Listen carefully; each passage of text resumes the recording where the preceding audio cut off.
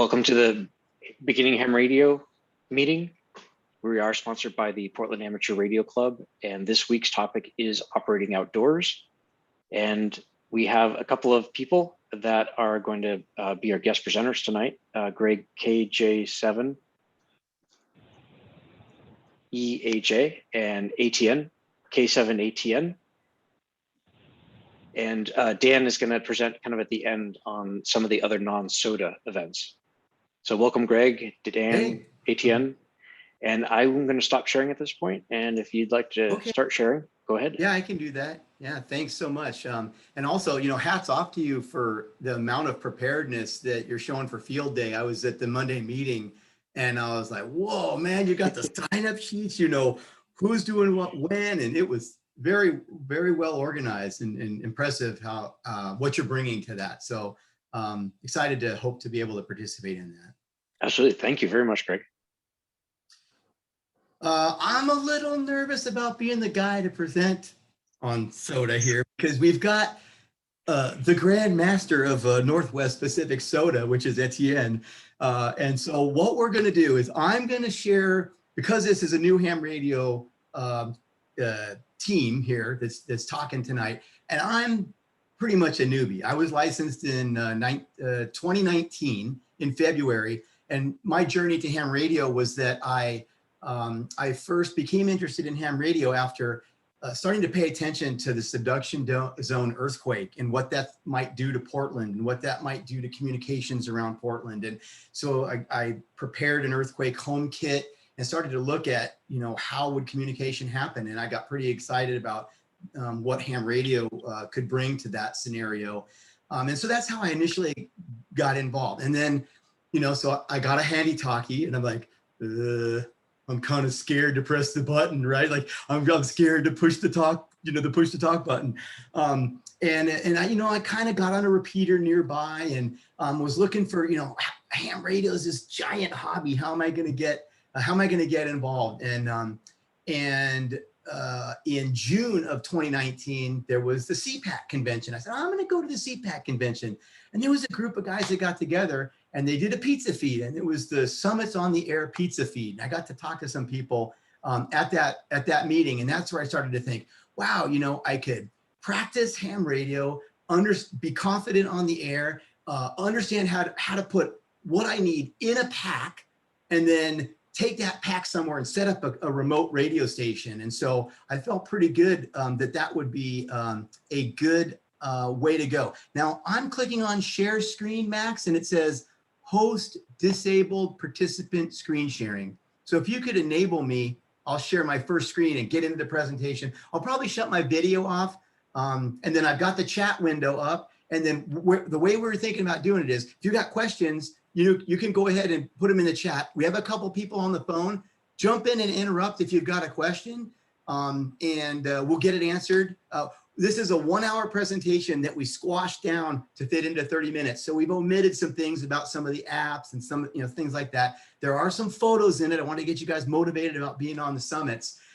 So for those on the phone, you'll miss those. You can catch the video later and kind of check out some of the summit photos. Let's see, I'll try share screen again. There we go. I got it now. Okay. So screen 2 is coming up now. Are you seeing that? Oh, hit the share button. How's that? Looks good. You got it? Okay. So I mentioned about going to CPAC, and what I wanted to do is also use soda as a way to gain fitness. So when I first started out, I did local Portland summits, which are in the Portland area, and I did them on my bike. I took my handy talkie, threw it in my jersey and my bike, and I rode up to the top of some of the local summits. So as I get started, I want to mention, warning, soda's addictive, and I am a addicted soda person. I love it. I'm having fun. I'm getting out to places I would never have gotten to, and meeting all kinds of people. This photo is from Lookout Mountain. It's one of what you'd call a beginner summit in Oregon. We'll talk about how to find that list of some of the good beginner summits in the Portland area. Well, actually all the Pacific Northwest. I hiked up this with my son and my daughter-in-law, And at that time, I didn't know about the concept of alerts and spots. I just sort of went, oh, okay, Lookout Mountain. I went up there. I set up my station. It was a portable, mobile, like a VHF radio and a J pole. I set it up and I turn it on, and there's a guy calling CQ from South Sister. I'm like, whoa, what the heck? So I had my very first summit to summit. I was pretty excited about that. That's when one soda activator talks to another soda activator on top of a summit. And then right after that, a guy on Mount St. Helens called me. I'm like, this is awesome. So there's great Pacific Northwest support from local experts like Etienne, who's here today to help answer your question. There's a great set of tools available for soda. We're going to talk about some of those. And there's many facets of it in terms of being what's called an activator or a chaser. I'm going to talk about what those are here in a minute.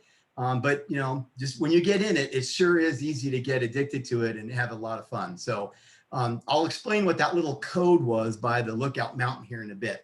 So what the heck is soda? Well, first of all, it's a radio sport, meaning it's not a competition. It's not like you're just going straight out to make as many contacts as you can in a certain 24-hour period or whatever. It's not just about mountaineering. Like I said, you could do, there's many summits that are quite accessible. There are challenging summits, that require some effort to get up to. It's not just about being the activator. There's a whole group of people that they chase the people that are on the mountaintops. So we kind of make a joke. We've heard that soda could be like biathlon for nerds, right? So like you do like climb to the top of the mountain, which is, pretty hard to do. And then you set up your radio and you're like super technical. So it's kind of the best of both worlds if that's exciting for you. It came from Great Britain. It started in 2002. And they term it a global amateur radio awards scheme, right? So there's different kinds of awards you can get, and we'll talk about those. But there's no membership. You don't have to subscribe to it. It's funded through donations of the people that enjoy participating. They donate to the team there in Great Britain, and they keep all the infrastructure going that we're going to talk about today to maintain the SOTA scheme.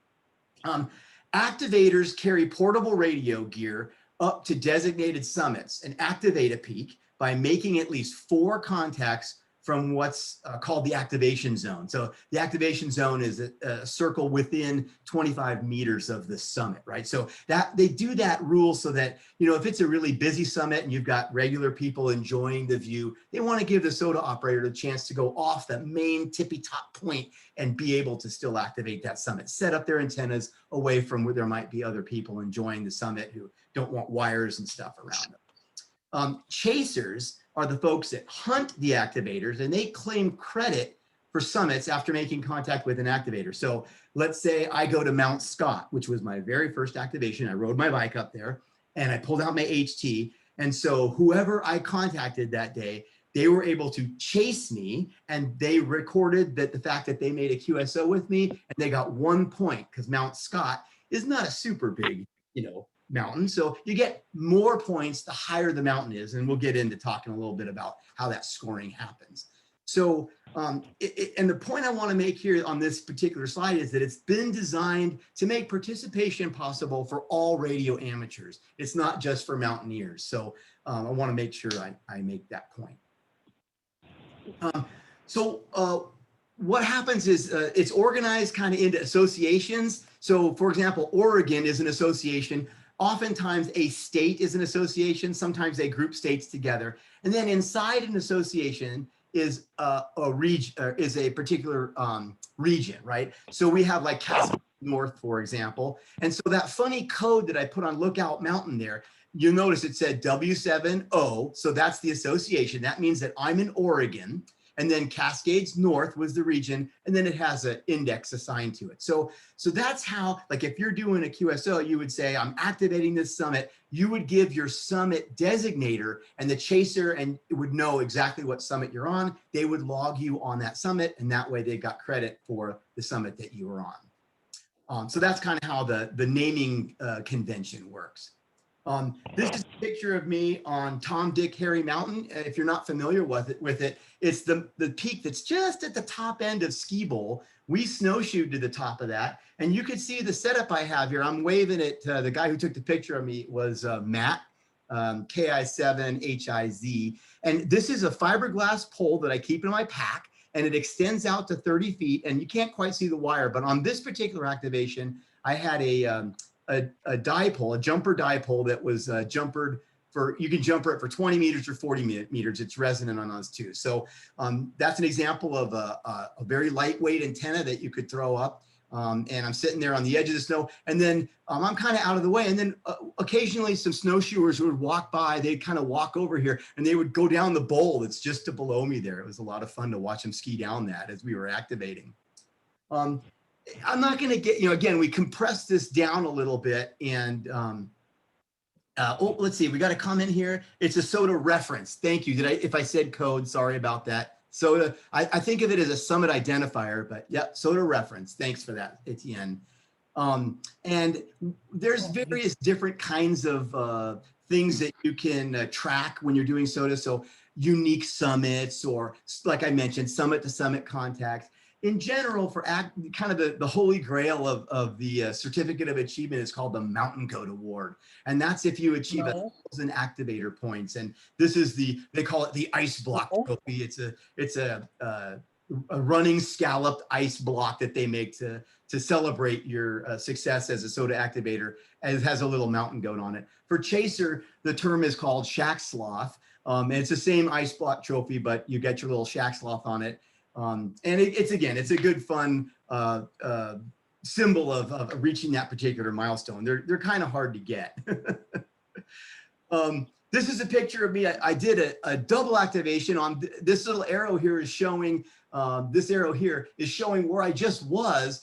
There's a lookout there. This is in Eastern Washington, and just at the border between Oregon and Washington. So even though these are in line of sight for each other, you'll see one of them as a Washington association and one of them's in Oregon. And this kind of shows what a typical setup is. I've got a camping chair here. I've got my radio deployed. I've got my fiberglass mast tied to a little tree, and this one has a little roll-up J-pole that's up there, and I'm on VHF on this one, talking down into the Tri-Cities area where I got a bunch of contacts in the Tri-Cities area. So really just kind of a shot of what a typical setup would be.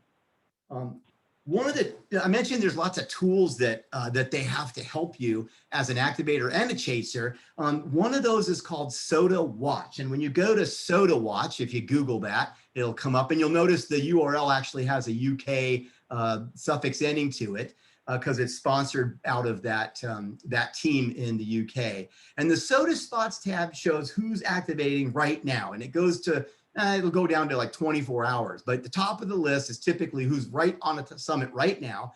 And you'll see there's a spots tab highlighted here. There's also an alerts tab. I'll talk about that in a minute.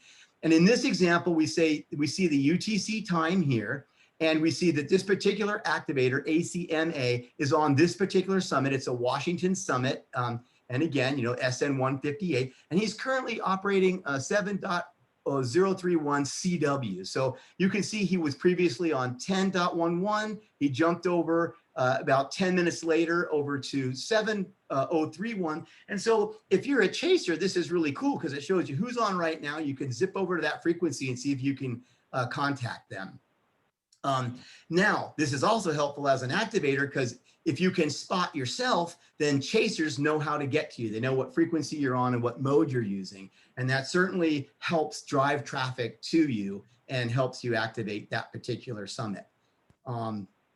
There's another capability, alert, and this alerts tab, if you blow it up, I kind of show it on the right-hand side here. It shows you who is planning to activate, right? So this is looking into the future. So I printed this out, I think, back in late February, and you could see on Saturday, April 3rd, was planned to be a big activity. There's a lot of folks in Arizona that are all posting, where they're going to be, what frequencies they're planning on activating on. And of course, for you up here in the Northwest, you could look at all these guys that are looking to be on maybe 40 meters to be able to get to them. I'm always talking to folks on 20 and 40 meters down in Arizona. Both those modes are getting down there quite nicely. But they pick a day in the early spring, and they have what's called the Summit to Summit Madness event, where all of them go up on these 10-point summits, and they all try and talk to each other and to other chasers around the United States. And below that, you'll see our very own Pacific Northwest event, It happened on April 17th, and that was what we called our Willamette Valley Summit to Summit party. We ended up having, I think, about 30 people show. It was just beautiful weather day. We had 30 people on different summits all over Oregon, from the Cascades over, most folks in Willamette Valley. And we actually ran a simplex net with ATN as our net controller, and we just worked through all the permutations of all the folks on different summits. It was a whole lot of fun. I ended up going to Larch Mountain on the Oregon side that day, and was sitting there in beautiful sunshine. Had walked in some snowshoes up there, and just really enjoyed it. Had a fun time. Okay, so one of the, here's kind of my short list of why I think activating is fun. I have really improved my radio skills by being on the target end of a DX. It's like when 20 people are all trying to call you, your first reaction is like, oh my God, what do I do?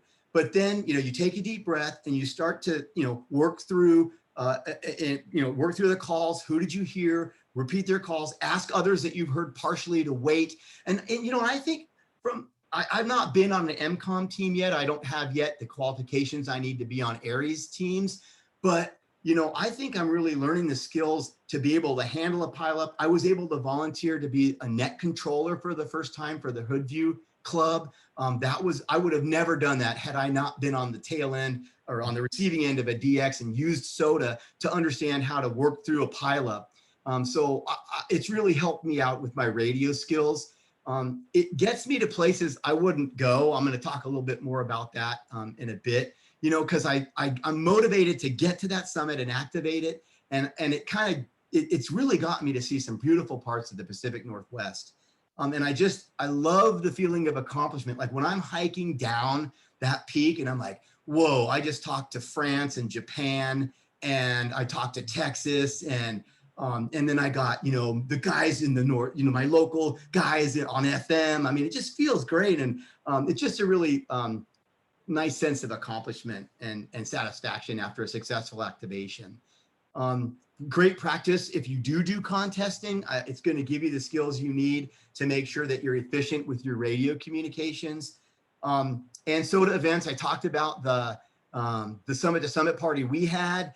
There's something called the Colorado 14er event where the guys in Colorado all go up on 14,000 foot peaks. So it's fun to get them. If you could time your summits to when they're on the top, you get all these guys from Colorado.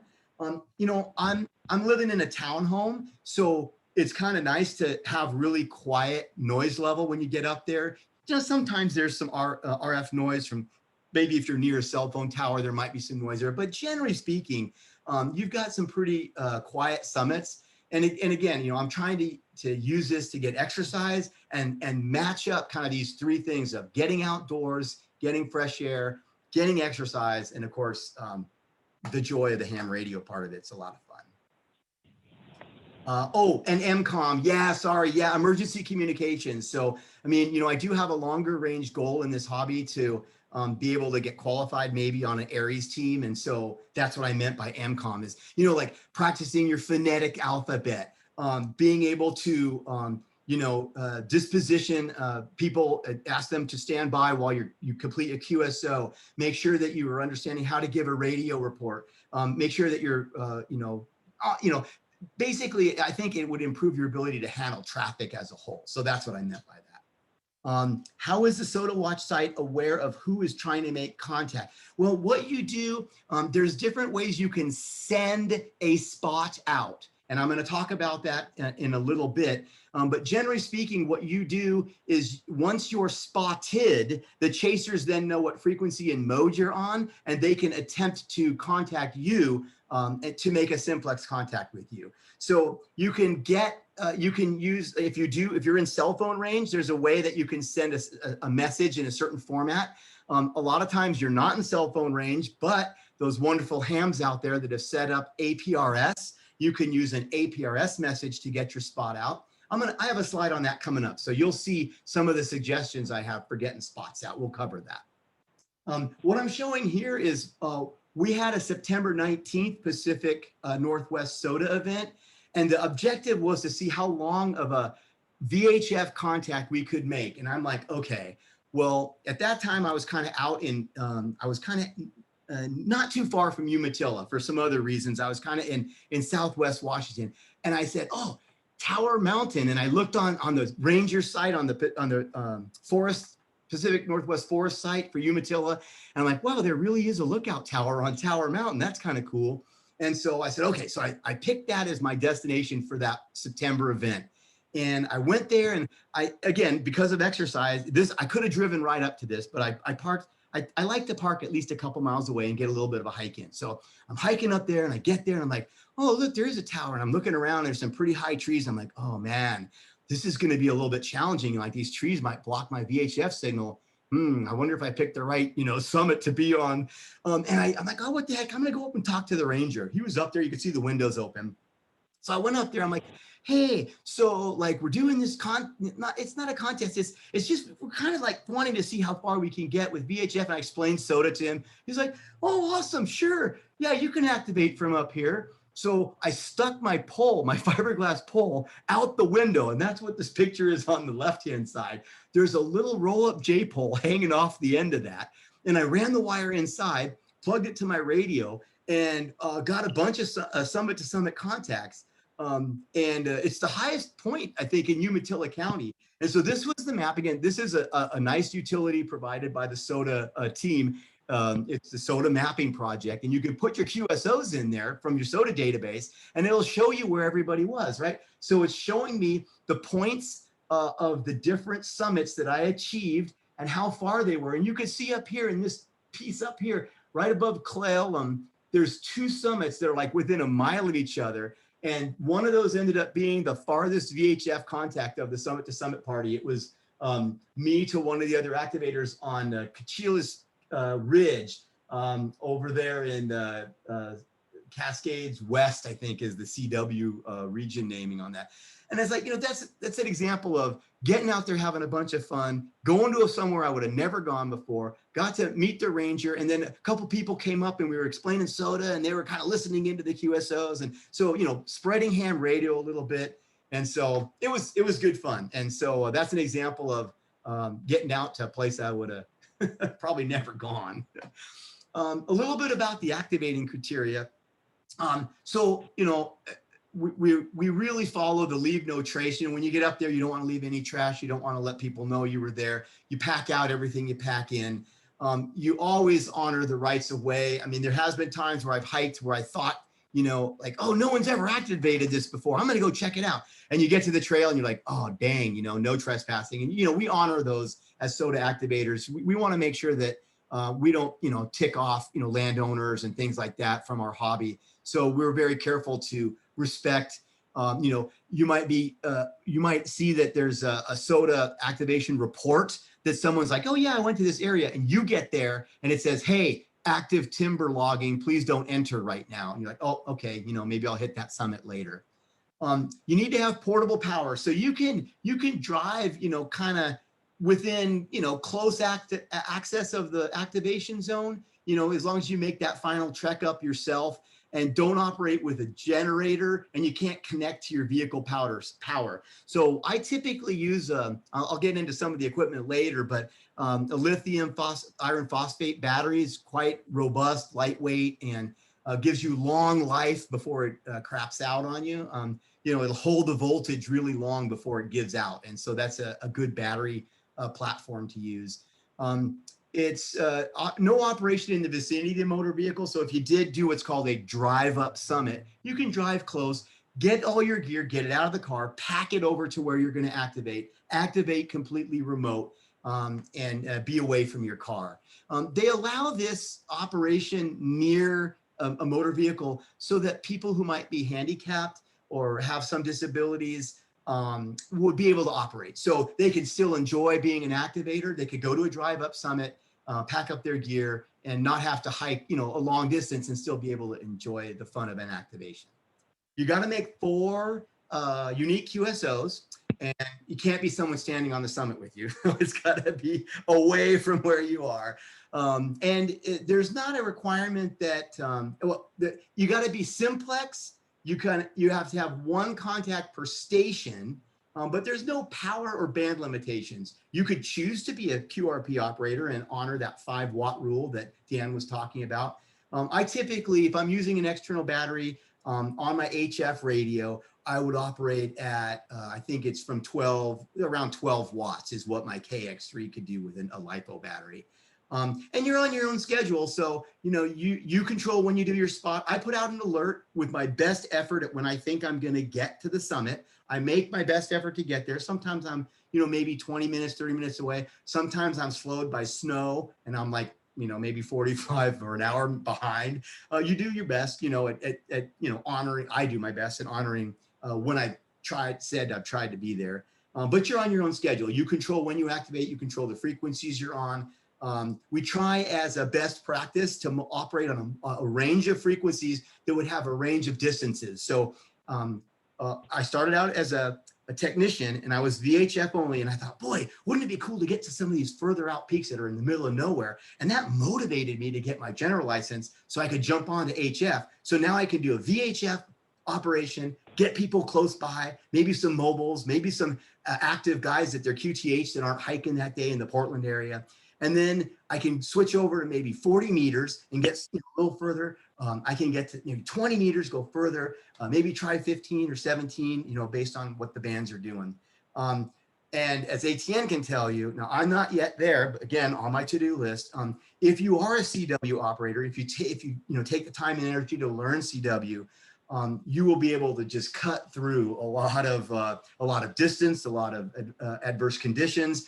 And then you have what's called the reverse beacon network that can hear your CW. And if you've spotted an alert, it'll automatically spot you. And so you could be in the middle of like nowhere and get your CW signal out and get it heard. And your CW operators come back to you and help you activate that summit. So certainly an advantage of using CW. You can't use a repeater, so you got to do simplex contact. You can go to the repeater and go, hey, I'm in your area. Can you jump on a simplex and work me on 580, and have the guys move over there and help you activate. There's a lot of people that'll do that. Hams are super helpful that way. And then I got some links in here to the SOTA general rules and an environmental statement about, the things that we try and do as activators to maintain a clean environment. And then the association reference manual is all the rules for Oregon, written by yours truly, Etienne, or at least revised by him recently. This is a picture of Three-Cornered Rock. I did this I think it was early November. A beautiful clear day. We had some pretty clear days even after some of the snows. This was the first test of snow for I call him Soda, my Soda dog. He's a 1-year-old puppy now. I guess he can't be a puppy anymore if he's 1, but this is his first time in the snow and he did great. Went up there, it was hard packed snow. I said, you know what, if you can't do it, I'll just turn around. And he was just like, let's go, man, let's go. It's a panoramic shot. You can see from right to left, it's Hood, Adams, St. Helens, and Rainier, all in that shot. And I'm just kind of chilling in my chair, working contacts. And Remy's just sitting next to me, Remy the Soda dog. So here's some resources to get you started. I'm going to jump to these real quick. I'm looking at the time. How are we doing? How much time do I have left, Max? Do I have like 10 minutes? Oh, yeah, you're fine. Is 10 minutes okay? Okay. Yeah, absolutely. I'm just going to real quick, I'm going to pause this and let me just show you a couple tools. Dan's always so good at doing this, but okay. So this is a tool, and again, the links are in the PowerPoint. We'll make the PowerPoint available to you guys. This is called SOTA Atlas. Beautiful tool, and it ties into the API that the SOTA team in Great Britain has made available. So you can go to here to see spots. So here's all the spots that are happening right now. You can see the guys in Japan are coming online right now. They're a bunch of Japanese activators. There's a guy here, Zero C Association. Here's some Arizona guys from a little bit ago. So these are the guys that are activating right now. So if you wanted to chase them, you could take a shot at it. If you want to see who's planning stuff, here's what's coming up Friday. So tomorrow we've got somebody going up to Bald Peak right here in Portland. So if you want to chase somebody tomorrow, here's your chance, W7HO. On Saturday, there's a few guys going up. You can see kind of 10, 11 o'clock in the morning, our time. There's several guys going up right here. I've got some posts out into June. I'm making a 2-day plan to do some summits out there. So again, you can kind of see spots and alerts here, but I wanted to show you the map. So what I'm thinking about doing Saturday is going to Monte Carlo. So here's how I might start out. I've been looking here going, okay, I'm interested in doing this summit. I've been working summits in this sort of area just north of Hood River here in the Washington side. So you click on Monte Carlo and it comes up and it shows you what more information about that. It says it was last activated by yours truly, ATN.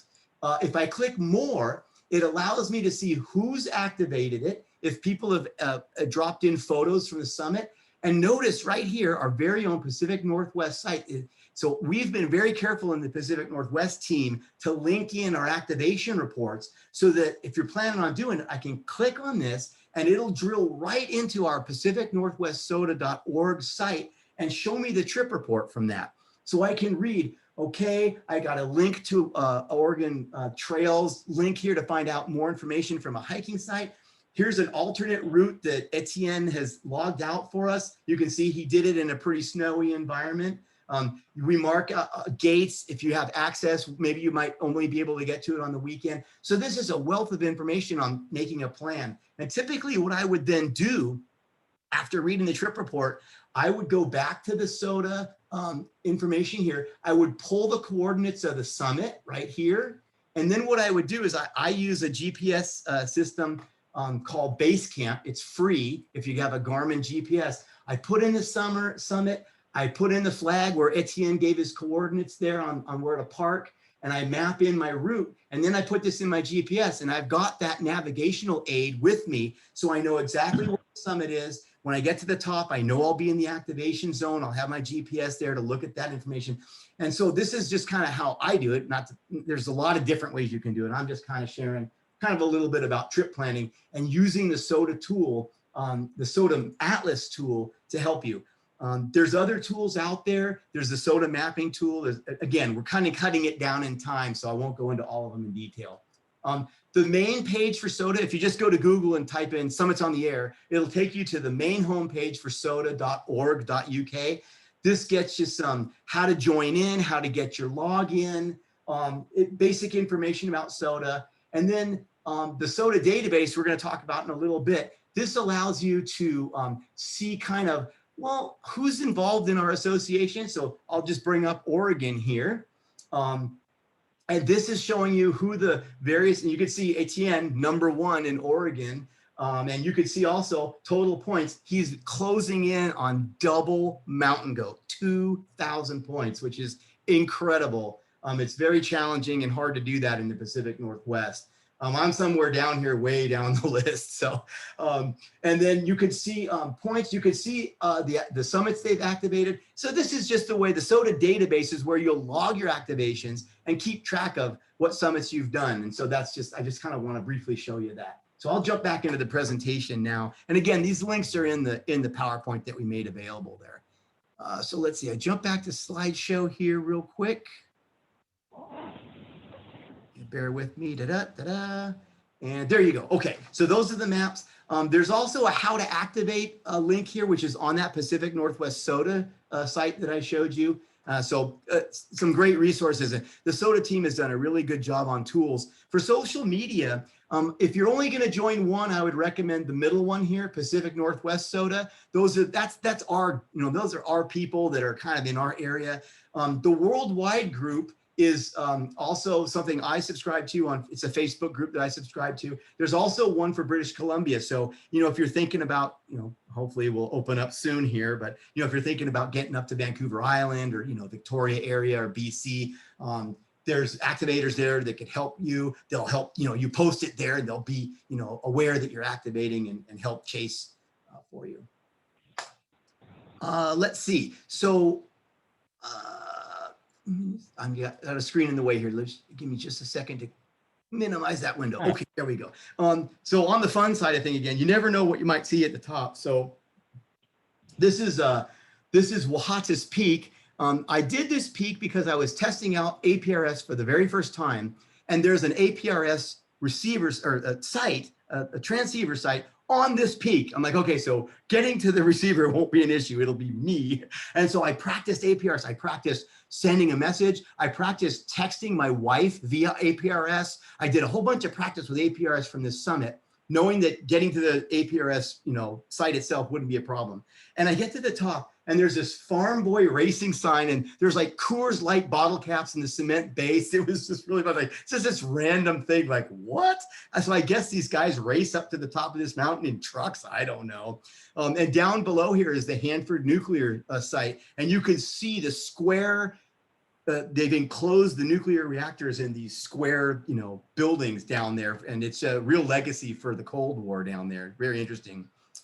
Other things that I didn't expect to see, I activated in the Olympic Mountains. We were staying in Squim for a couple days, and I went up into the national park there, and there's a couple, Hurricane Ridge and Elk Mountain were a couple, and I went up these peaks, and I totally did not expect these beautiful wildflowers up on these hills. It was wonderful. Again, something I didn't expect to see, something I wouldn't have gotten out to do if I wasn't participating in SOTA. This is Clear Lake Butte. And this is, the reason I left this picture in was this was a dual activation for me. I registered with Parks on the Air, and you can activate a Parks on the Air and SOTA Summits on the Air at the same time if your SOTA Summit is within, say, a national forest that counts as a Parks on the Air. So Clear Lake Butte, SOTA Summit, and Mount Hood National Forest, POTA ID, K, whatever it was. The thing you have to do is you have to make sure and get 10 QSOs. So I'm going to talk a little bit about dual activations in a moment, but and that's SOTA. That's my SOTA puppy there at the bottom posing for me. And you can see the fiberglass rod. And then by here, what I've migrated to instead of using the dipole is an end-fed random wire antenna. And with my KX3 and the wonderful auto tuner, I can, with one antenna configuration, I can jump from 20 meters to 40 meters to 17 meters to 60 meters, and just by clicking on that auto tuner, and it allows me to activate multiple bands by leaving one antenna configuration up, which is way cool. And that's kind of my HF antenna configuration that I'm using right now most often. We talked a little bit about spotting SMS. So you could pre-register your phone number, and then they'll make sure that that gets posted out to that SOTA spotting site. APRS, we talked about that. You just send an APRS message to SOTA with a predefined format, and then again, it gets routed. I talked about if you're a CW operator, then the reverse beacon network will auto spot you if you have an alert posted, which is way cool. Now, if you're really stuck and you can't get any signal out and you're not a CW operator, once you do get a QSO, you can ask that activator, because oftentimes guys are sitting, maybe at home with an internet connection. Hey, could you please spot me? I'm here, and they would they're most gracious and, oh sure, yeah, I'll spot you, I'll help you out. And then using the calling frequencies, know what those are. In the Pacific Northwest, we typically will use 146 on VHF 146520, but we're trying to most often move people off 520 and keep that free so that we don't upset people that are using that calling frequency frequently. All you SOTA guys are always on 520. So we've kind of settled on 580 where we go to do our SOTA simplex contacts. There are calling frequencies for HF as well that you can typically go to when you can't get a spot out. Real quick, I'm not going to spend a lot of time on this. If you want to learn in detail about prominence, that's how a SOTA summit is defined. The simple way is go to SOTA Atlas or the SOTA Mapping Project site and just go, okay, those are SOTA summits. They've already figured it out. There you go. But if you're wondering, like, well, why is it a SOTA summit and not the one next to it? It has to do with prominence. I always think of it as, if prominence is P meters, you have to physically descend at least P meters to get to higher terrain. That's kind of how I keep it in my simpleton mind. So again, this will be in the deck. You can dig into it, go to Wikipedia and look at prominence. But generally speaking, that's why some summits are SOTA peaks and some aren't. People often ask that question, like, well, it seems like that one is like just as high as this one. How come this is a peak and that's not? So it has to do with prominence. I have a soft spot in my heart for this picture because this is my one and only 10-point peak. 10 points is the most you can get.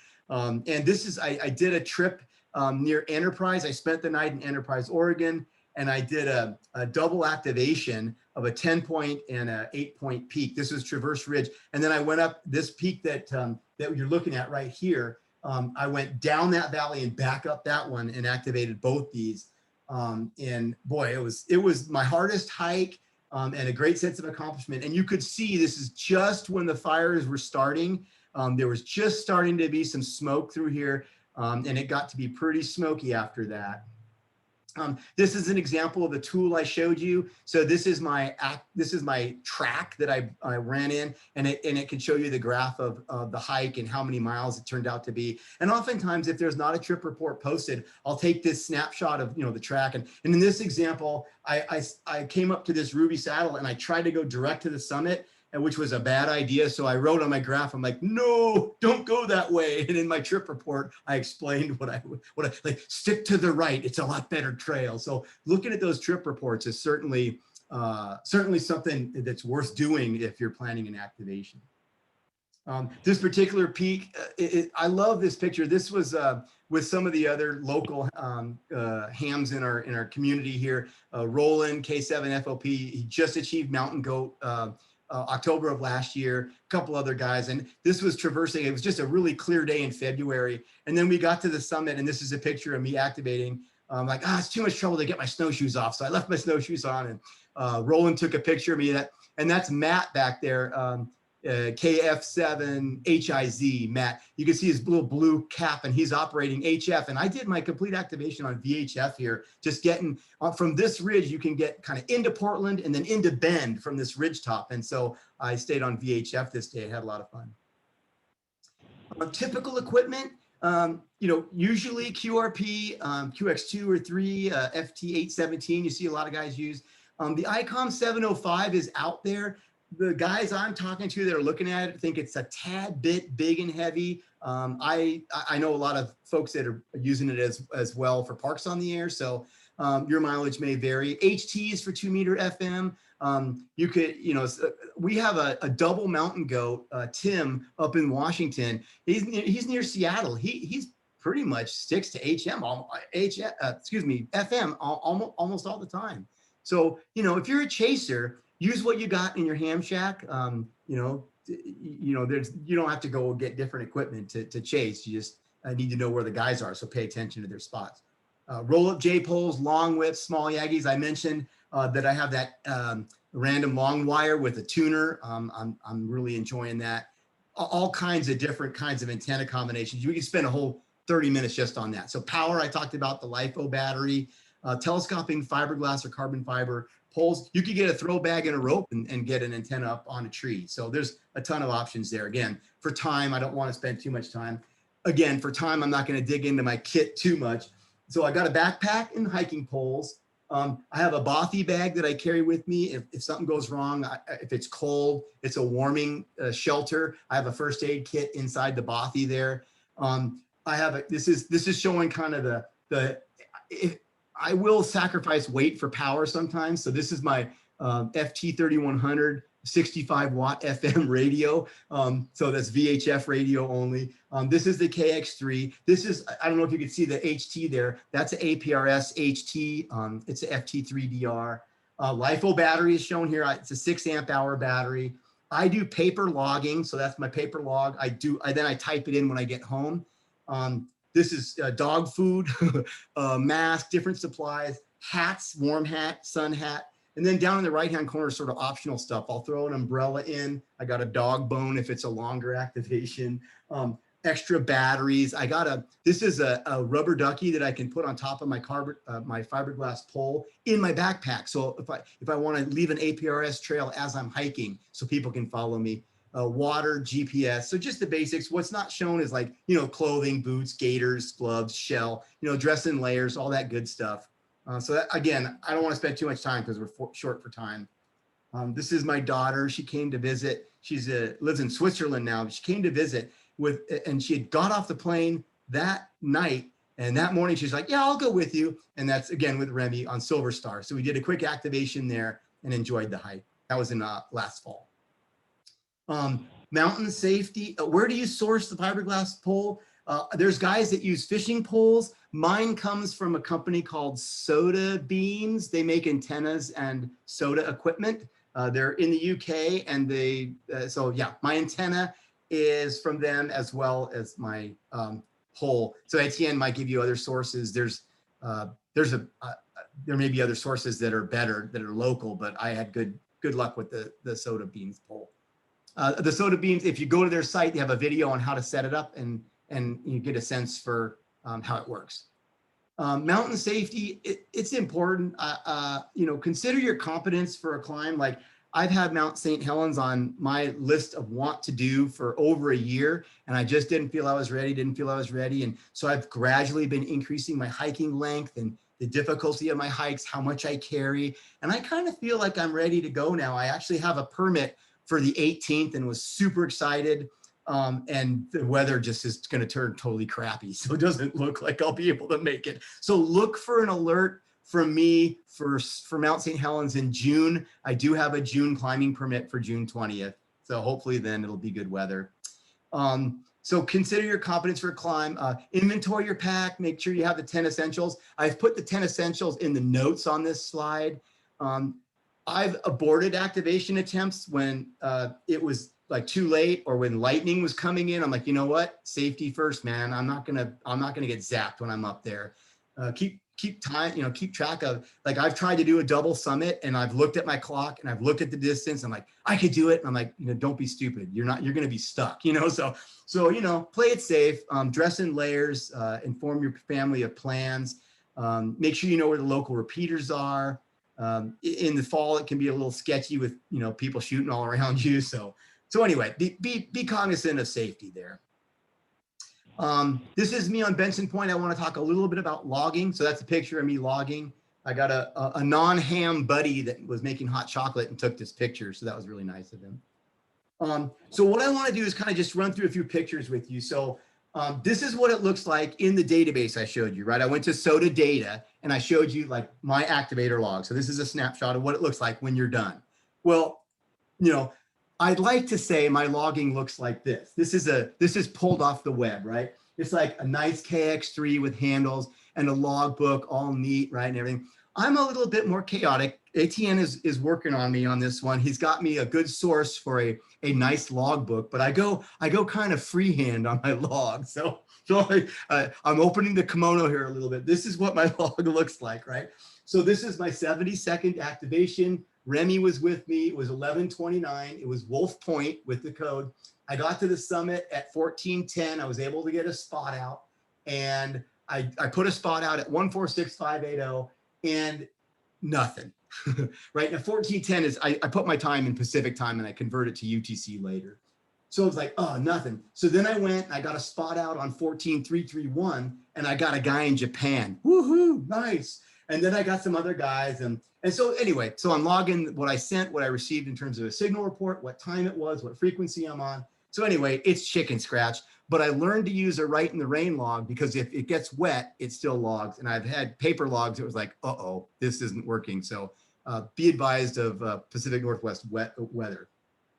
Now, when I get home, I use a logging program called Log for the Old Man, Log for OM, and I get it entered in. So these are these highlighted entries are the same entries from that chicken scratch, all nice and professional looking now. And then I basically create an ADIF file, a neutral format file with that in it. And then you just upload that particular ADIF file that is generated from your logging program right to it. Now, you can type them directly into SOTA database if you don't have a logging program. But if you do have an ADIF file, you can use that ADIF file for other sources. So you can take it and send it to the SOTA database, you can send it to the Logbook of the World, and you can send it to the Parks on the Air database as well. So you could take that same ADIF file and satisfy logging requirements for multiple destination logs, if that's what you're doing. So I used to just type them in one by one, and I've migrated to this tool. There's also ways to do it with CSV. And then what I do when I wrap up my activate, this is me logging it in, right? So you just choose a file. I choose the ADIF, I upload it, and then what I do is I can then take that same ADIF file and put it up to Logbook of the World. So that's just that showing it. So just an idea for you. You don't have to do it that way. That's just what I do. And then go back and say, can I help the next guy? So in this case, I went to Wolf Point, and the trip report had said, oh, here's how I got to it from the north. I've heard there's a trail from the south, and that's the way I went. So I said, hey, I created a trip report, said, hey, south access is possible. I posted some pictures of how to get there. I posted the coordinates of where I parked, and just made sure that if there's guys that are considering an activation like me, where I activated 2 summits and I came from the south, you'd be able to pull that off. So help the next guy when you can. Here's a little bit about activating SOTA and POTA, right? So in this example, here's the one I showed, right? Clear Lake Butte is a SOTA summit. It's in the Mount Hood Forest, which is a park K. The park identifier is K4381. Dan's going to show a little bit more about POTA in a bit. Just make sure you get 10 QSOs, because SOTA is 4 and the POTA requirement is 10.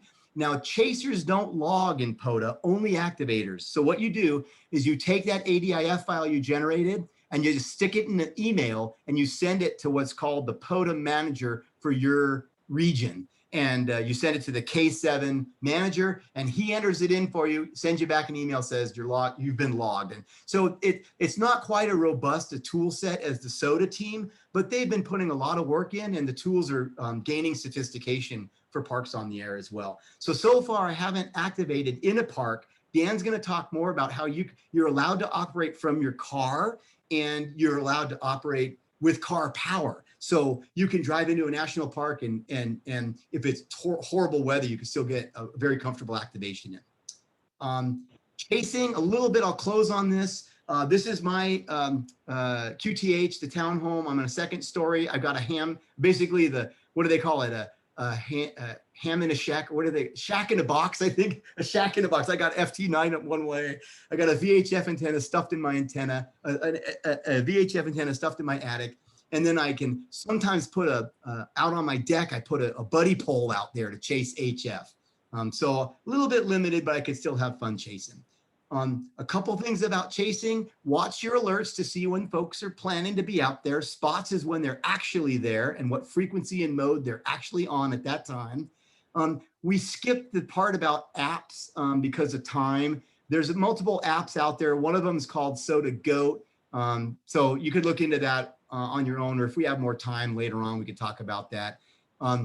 Again, I mentioned Oregon activators are using on VHF 580. So, and notice the #1 chaser in the USA. I mean, he's chased me a bunch of times. It's always nice to hear his voice.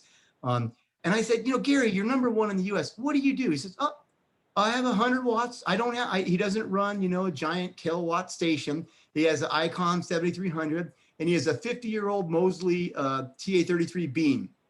And he's never needed more than 100 watts. And he's got the most chaser points in the USA. And right now he's in Kansas, and his rotator broke and it's facing the northeast. So I'm like, where have you been, man? I haven't heard you. He's like, oh, it's been too windy to fix my rotator. So, but I'm sure if you're an activator, you'll hear him chase you. He's a great guy.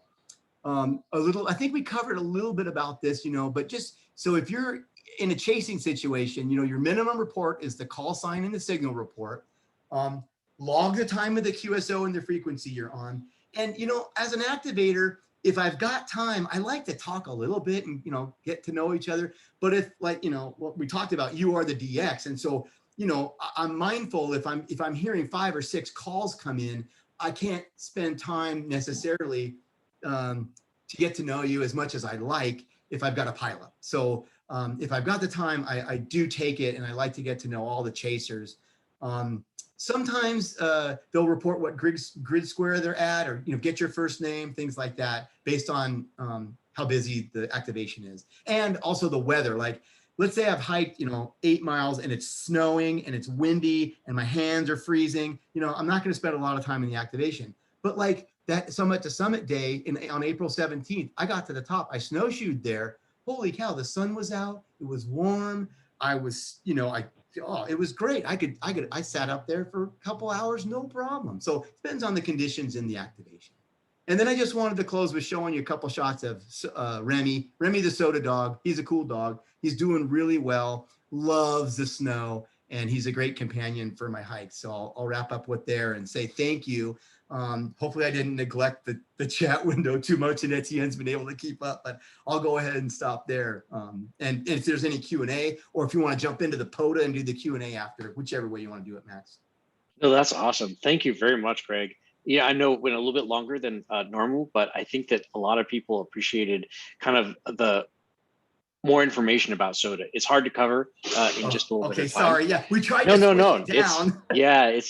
It's wonderful. Is anybody? I think what we can do is just take a couple questions. I do want to get Dan just to give a couple minutes of POTA, but let's for right now, just any questions for Greg?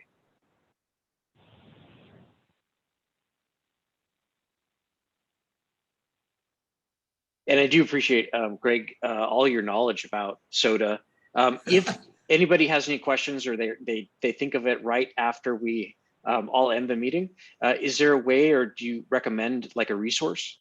Oh, well, like I said, the Pacific Northwest Soda site has how to get started. It has all the trip reports. The Soda Atlas is a great place to go. And if you have any questions, you can get me at kj7eha@arrl.net.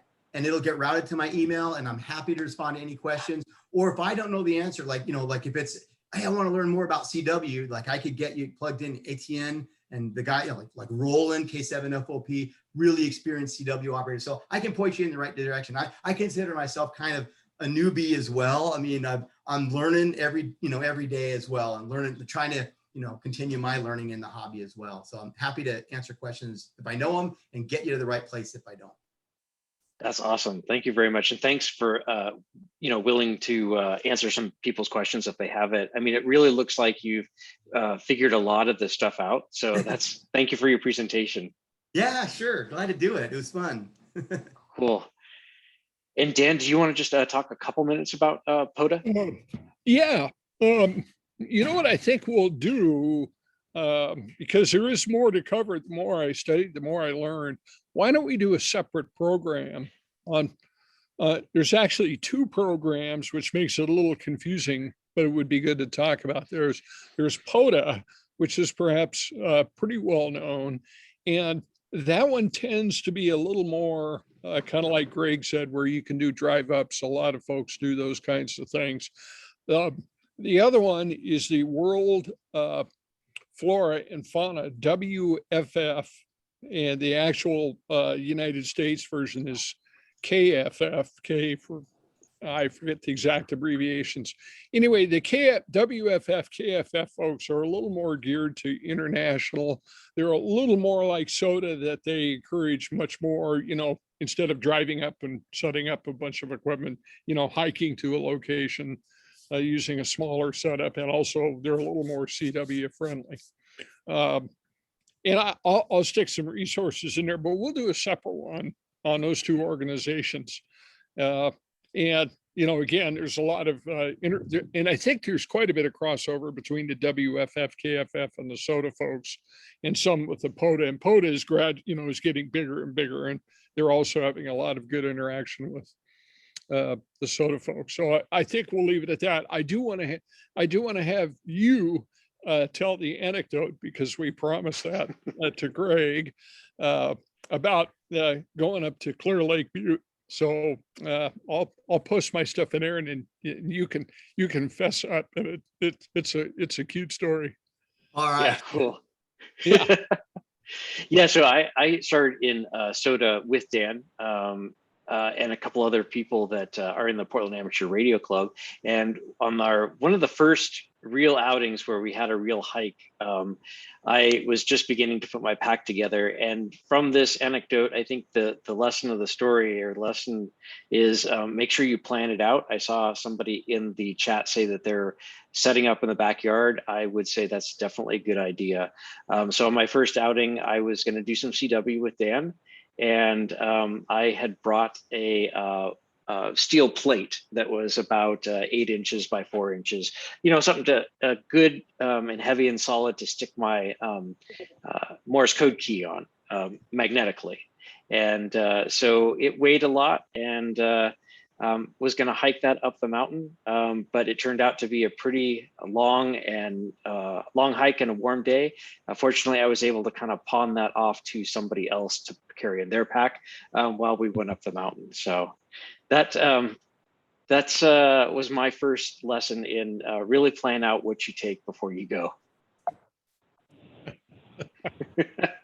Oh yeah, we still tease Max endlessly. Oh yes, but, you know, or we never live it out, poor guy.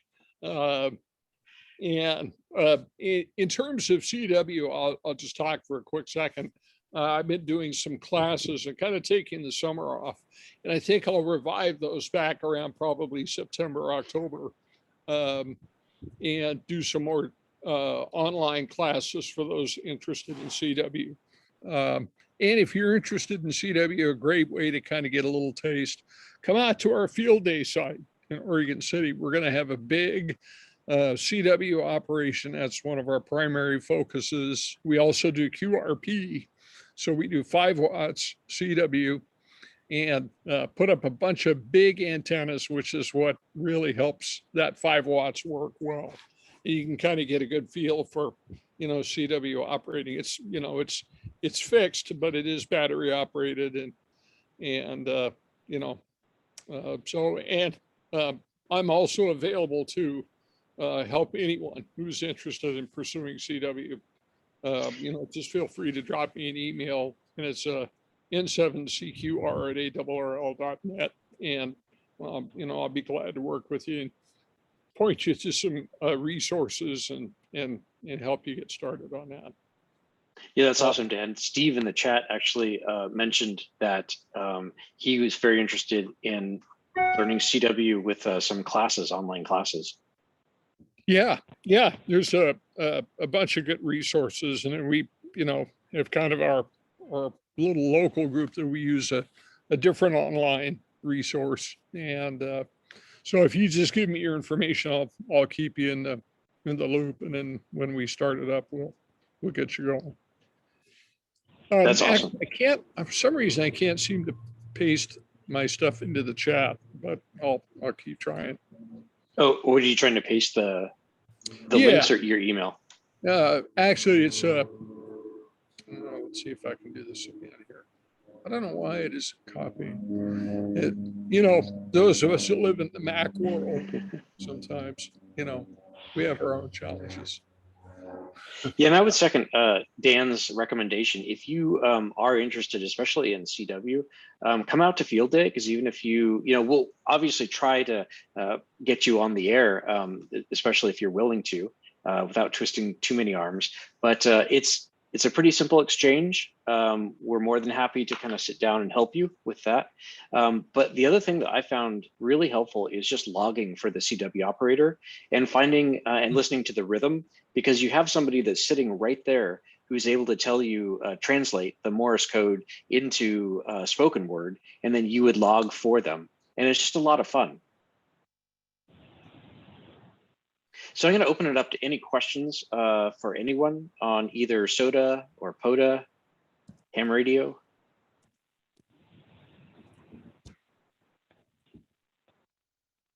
Is anybody else doing SOTA now, or has Greg inspired you guys to do SOTA?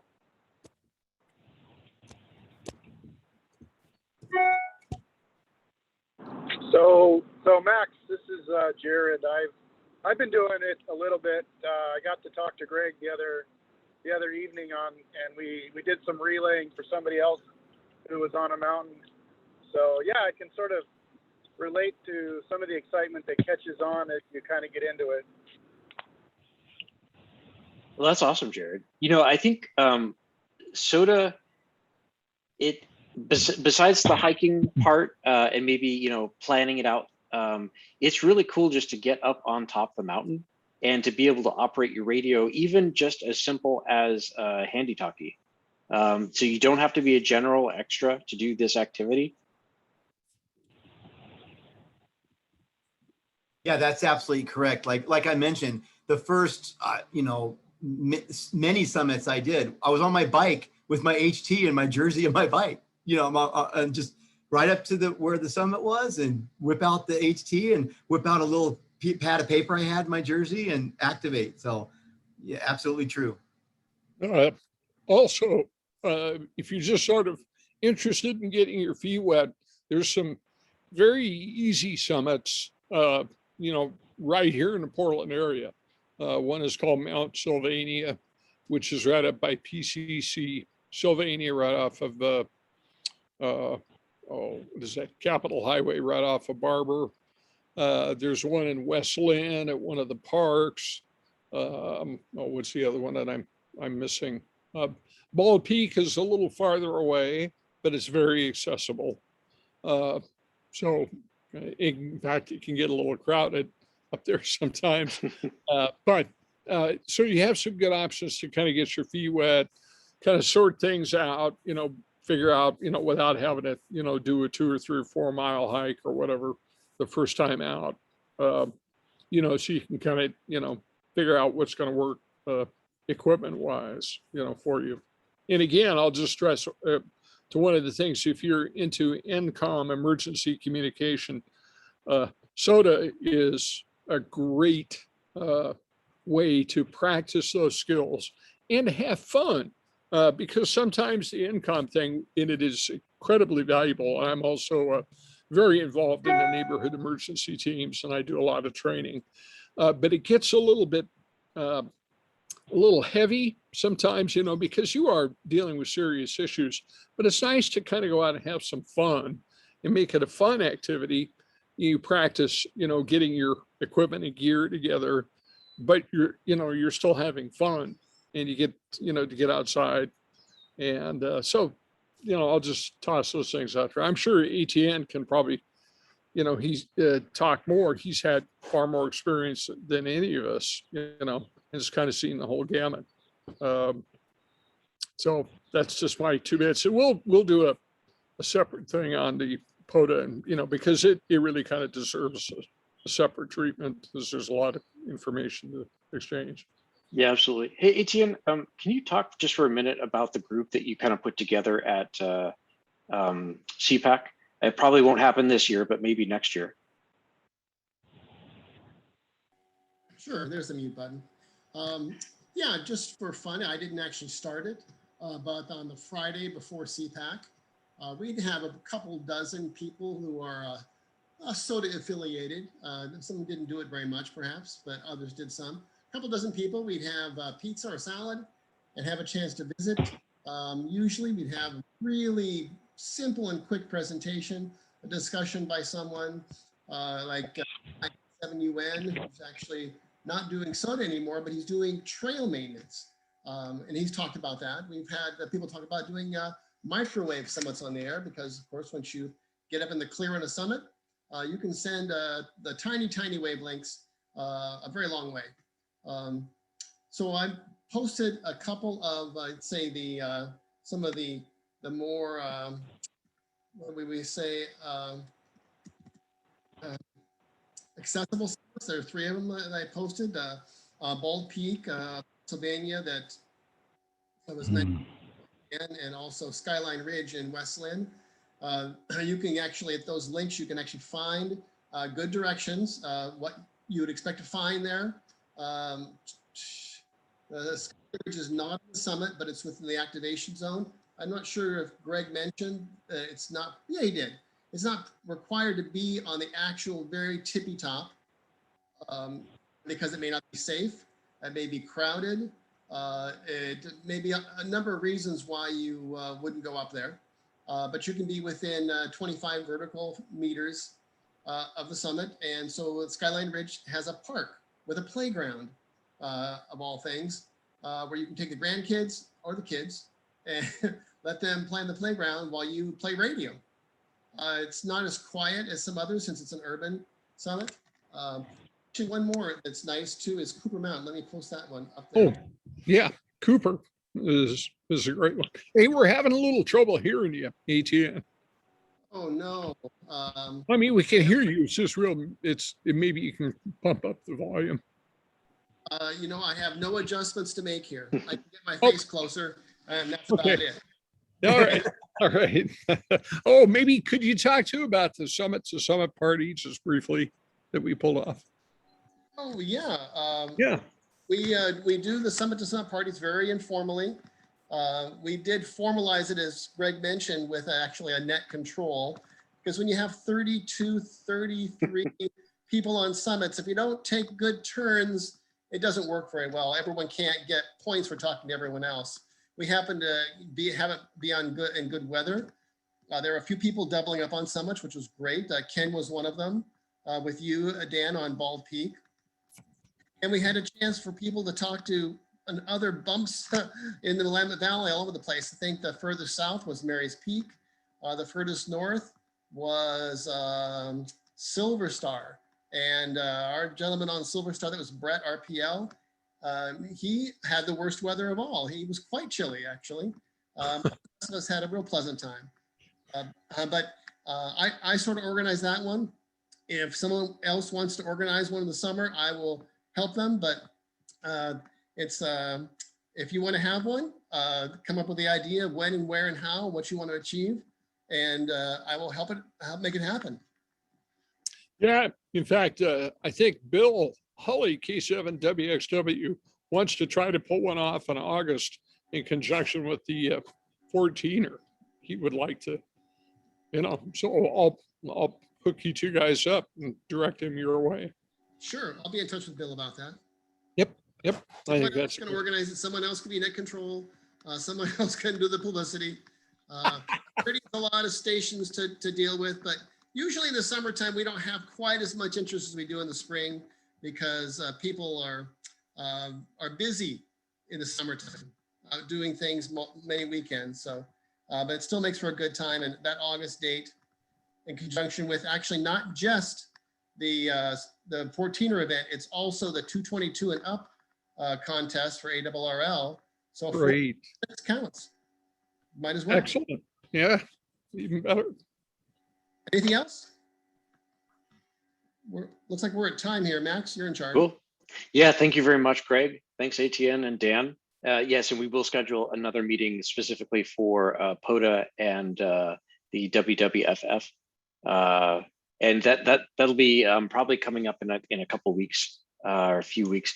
We do have some coming up. So next week we have our propagation, followed by contesting, both HF and VHF. Then we'll go into digital with DMR, Fusion, D-Star, and the like. If you have any suggestions that on topics that you'd like to hear about, please don't hesitate to email me. My email is max@noltra.com, and I will take questions, comments, suggestions,